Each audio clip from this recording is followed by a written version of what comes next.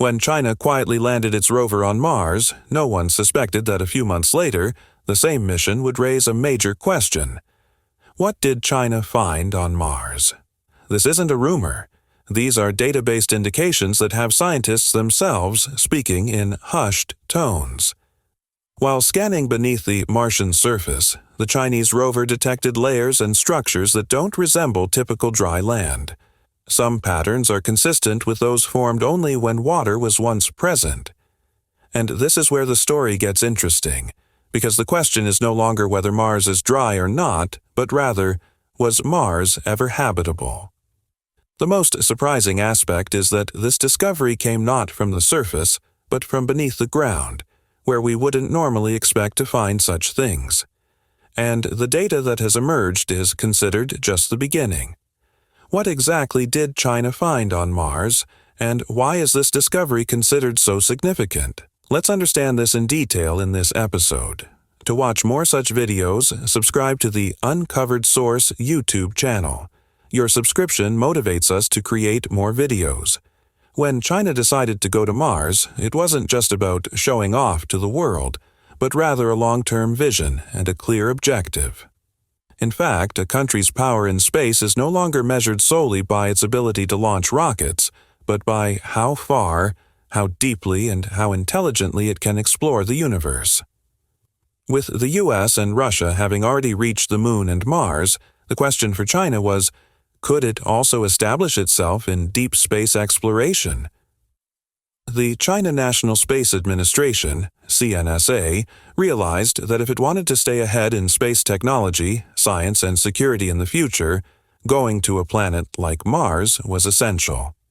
Mars is not just considered a red, barren planet, but rather a past version of Earth for scientists. It is believed that billions of years ago, Mars had water, rivers, and perhaps even conditions suitable for life. This is why Mars is considered the most important planet for future exploration. Another major objective for China was self-reliance.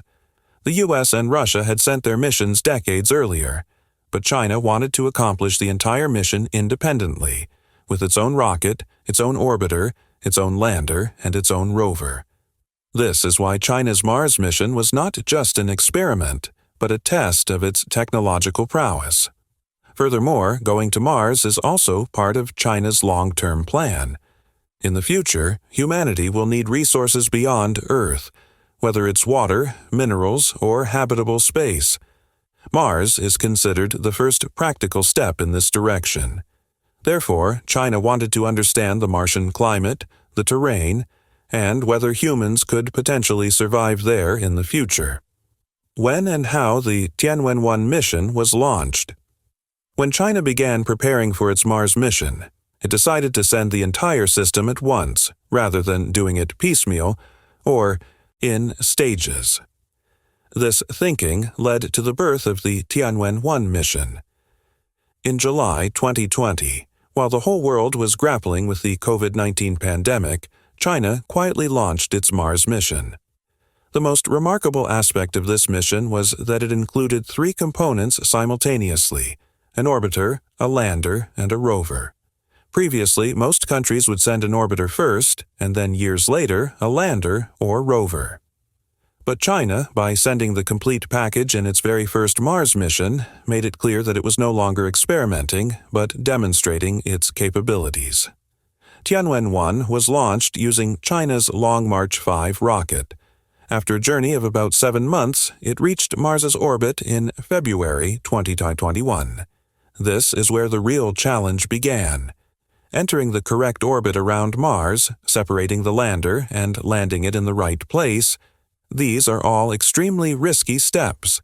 Scientists call this the 7 minutes of terror, because during this time there is no direct control from Earth. In May 2021, China accomplished what very few countries have managed. Its rover, Zhurong, successfully landed on the surface of Mars. This landing took place in an area called Utopia Planitia, considered a vast and mysterious plain on Mars. This region was chosen because it is believed that water or ice may have existed there a long time ago. But this area was not easy.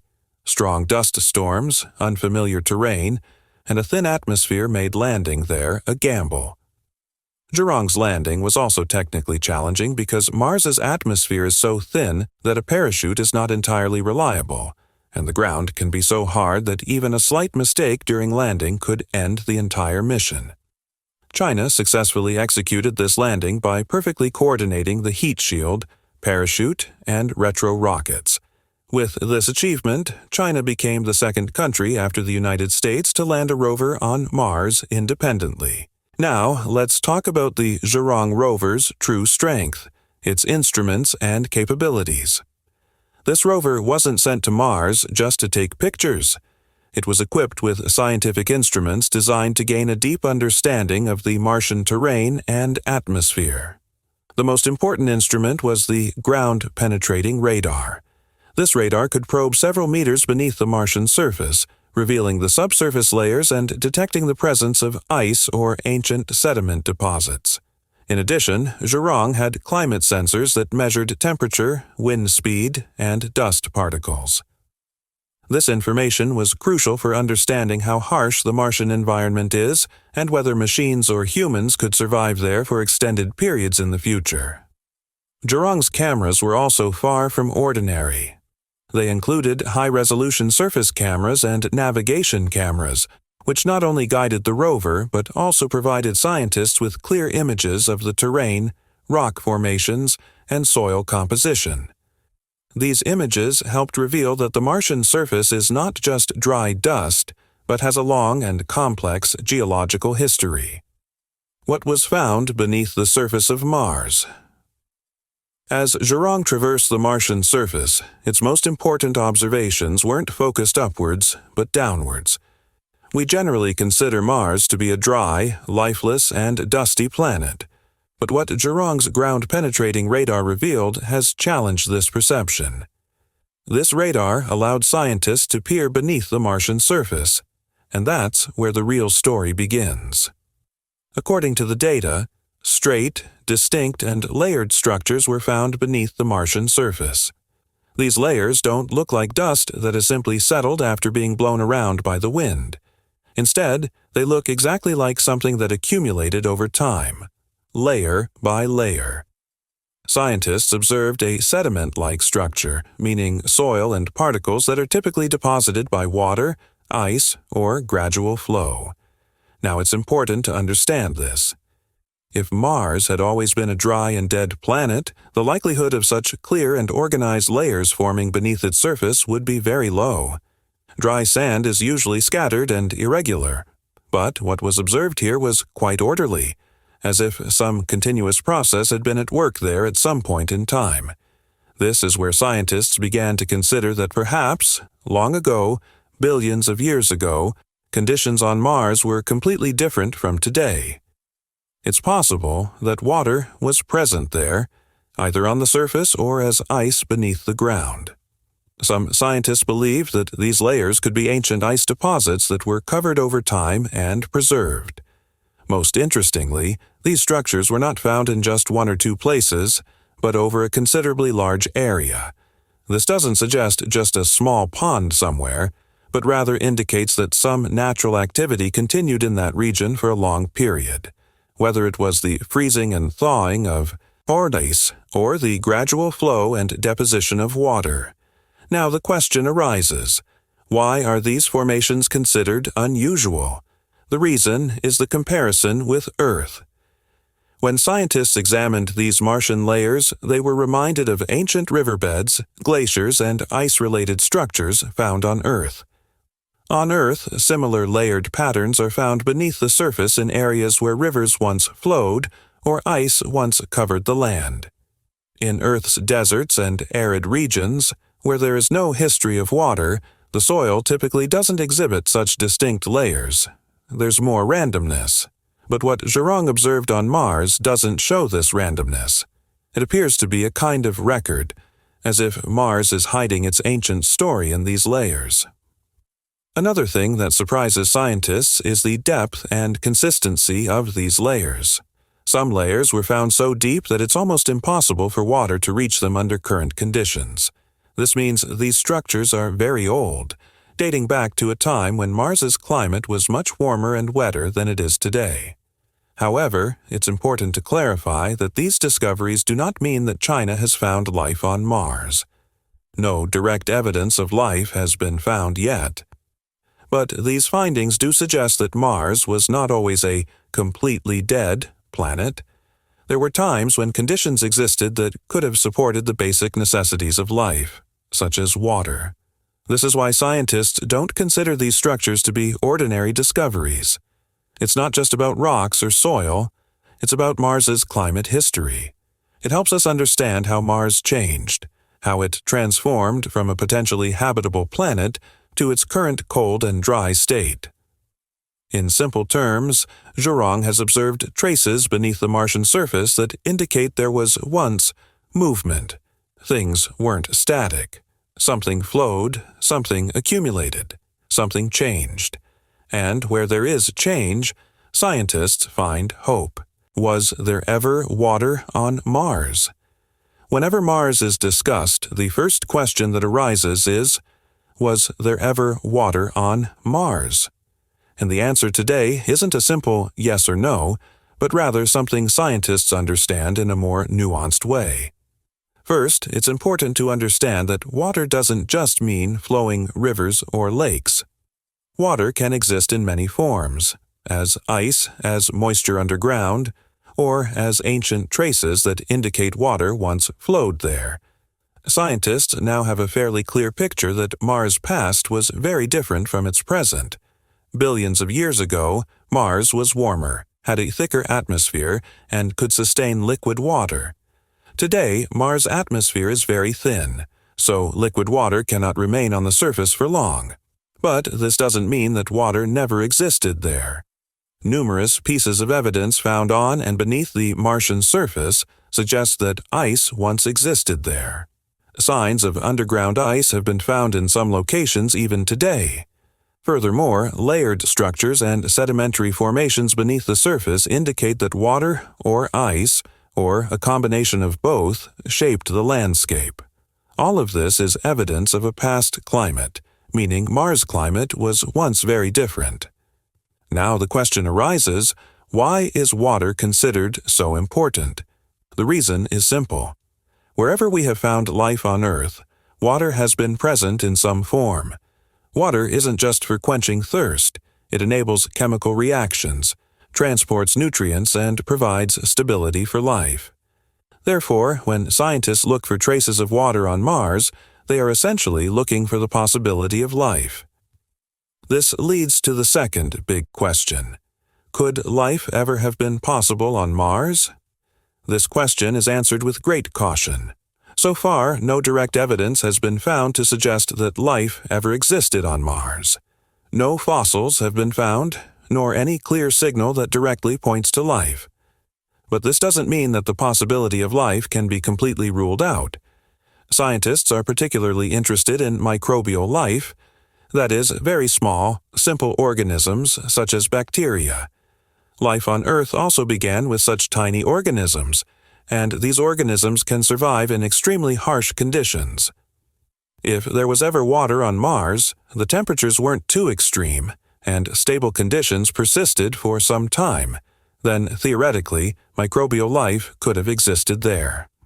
It's possible that this life was short-lived, or that it died out after the Martian atmosphere deteriorated. This is why scientists still refer to Mars as a past habitable planet, not a currently habitable one. This means that while conditions on Mars today are not suitable for life at some point in its history, conditions may have been present that could support life. Another interesting point is that if life ever existed on Mars, it was likely underground. Just as some organisms on Earth live without sunlight, deep underground or in the deep sea, life on Mars could have existed near underground water or ice. China's second set of Mars discoveries. When people talk about China's Mars mission, most of the focus is on the subsurface layers or signs of water found. But the truth is, China has gathered far more information about Mars than that. Its mission wasn't just limited to finding something, but rather an attempt to understand Mars as a complete system: its land, its weather, its atmosphere, and its daily conditions. The orbiter of China's Tianwen-1 mission continuously mapped the surface of Mars while orbiting the planet. This terrain mapping helped scientists understand where the Martian surface is flat, where it's rugged, and which areas contain ancient volcanoes, craters, or plains. These maps are crucial for future missions, as they determine where future rovers will land and which areas might be safe for humans. Along with this, China also paid considerable attention to Martian weather. The Zhurong rover continuously recorded temperature, wind speed, and dust particles in the atmosphere. This revealed how unpredictable Martian weather is. Sometimes the temperature drops suddenly, and sometimes dust storms intensify. This data shows how challenging it can be to operate machinery on Mars for extended periods. Dust storms were also a significant part of China's discoveries. These storms on Mars are massive and can sometimes cover the entire planet. China's instruments helped understand when these storms begin, how long they last, and how they affect temperature and visibility. This information is important because dust can cover solar panels and directly impact the rover's power. China also collected significant data on temperature variations. During the day, the temperature on Mars is somewhat less extreme, but at night it drops very rapidly. In some places, the temperature drops so low that it would be difficult for any machine to operate there. This data helps us understand what kind of technology humans or large-scale missions will need if they travel to Mars in the future. Surface composition is also a crucial part of China's discoveries. Zhurong examined the composition of Martian soil and rocks in great detail. This revealed that the Martian surface is not simply uniform red dust, but rather has varying compositions in different locations. Some areas have harder rocks, while others have finer dust. This information helps in understanding Mars's geological history. Furthermore, the China National Space Administration, CNSA, also collected data on Mars's magnetic environment and the surrounding space conditions. This helped in understanding how Mars's atmosphere weakened over time and why it lost most of its water. So, China's Mars discoveries are not limited to a single shock value finding. They are a vast collection of small pieces of information that, together, tell the complete story of Mars.